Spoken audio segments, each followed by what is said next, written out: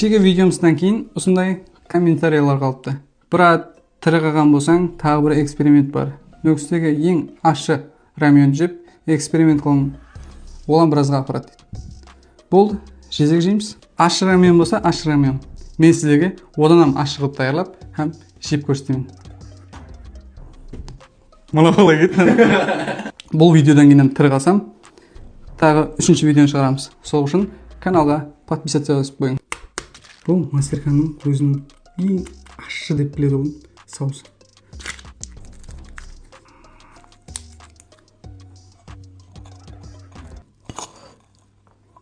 Бұл болса, жаңа айтқанымдай, ащының ащысы, яғни нөкістегі ең ауыр чили.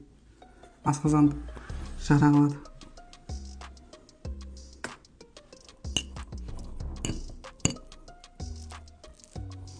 Отырыстан кейін ертесіне рамен ішетін таныстарды жіберіп қоямыз.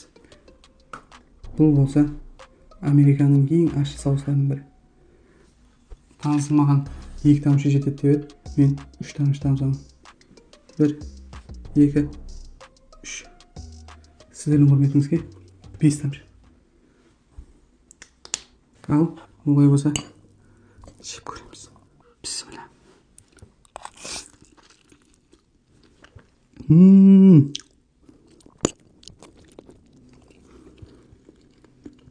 Мен өзім ащыны қатты жақсы көремін, сол үшін бұл ащылар маған нөлге тең. Бірақ дегенменен шешінген соңдан тайынбас, ақырындап жеп тастаймыз.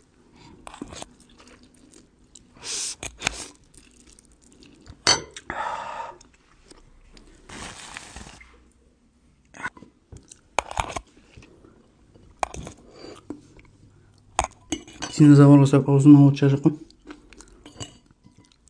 Неге великими жеп жатсаң, лапшаны корейский таяқпен жейді ғой демең. Мен корейский таяқ іздедім, бірақ та болмады. Сол үшін белгіні жей береміз.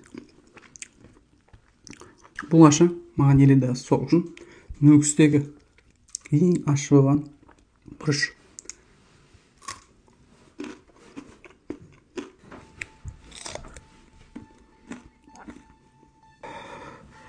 Бұл зат нөкістегі ең ащы. Нөкісте бар ма дегендер үшін әлбетте бар. Тірі қалдым ба білу үшін подписаться басып қойың.